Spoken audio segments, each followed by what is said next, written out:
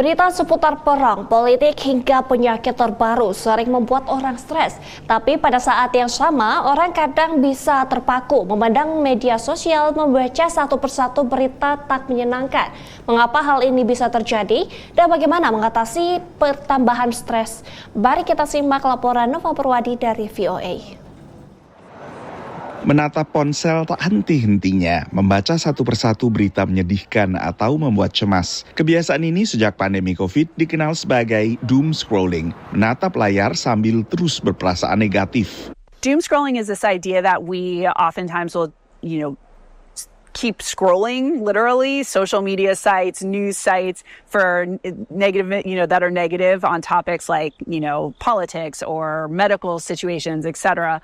And it's almost like we have this compulsive, we can't stop, right? Pengamat mencermati kegiatan seperti ini secara neurologis tak banyak berbeda dari aktivitas lain yang bisa menimbulkan ketagihan. We actually know now that what's happening is that dopamine, right? They used to think like, oh, dopamine makes us feel good. And every time we scroll or new information comes up, we get a hit of dopamine. We actually know that it's not pleasurable, right? Oftentimes we want to stop. We just can't. So that dopamine actually makes the compulsion, like the need to keep doing it, but it's not pleasurable. Solusinya, batasi waktu membaca media sosial dengan memanfaatkan aplikasi atau notifikasi dari ponsel. Bila diibaratkan mesin, para ahli mengatakan bahwa perangkat keras otak manusia tak banyak berubah selama jutaan tahun.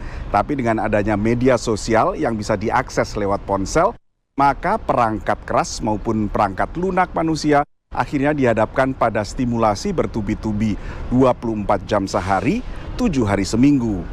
Ahli kesehatan mental menyarankan alihkan energi ke kegiatan lebih konstruktif. What are the things that make you feel like yourself?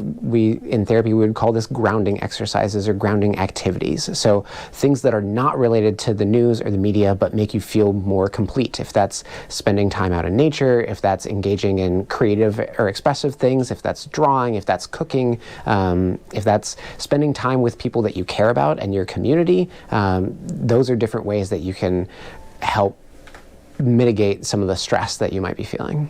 Bagi warga Virginia ini, pelarian positifnya adalah menjadi relawan untuk membersihkan alam sekitar. I think the last few years, especially since COVID, people are more aware about the harms of social media. And I know I've deleted social media from my phone a number of times, and sometimes I'll re-download it and then delete it again when I feel like I'm spending too much time there. And I know I have a lot of friends who do that. Lalu bagi warga California ini, kegiatan positif pelepas stres adalah berselancar. It's a lot of negativity. And then you hear it through friends and family a little bit too. So I try to brush it off, but after a while it does get to you a little bit. Survei baru oleh Asosiasi Psikologi Amerika menemukan bahwa lebih dari 70% warga AS mencemaskan masa depan mereka.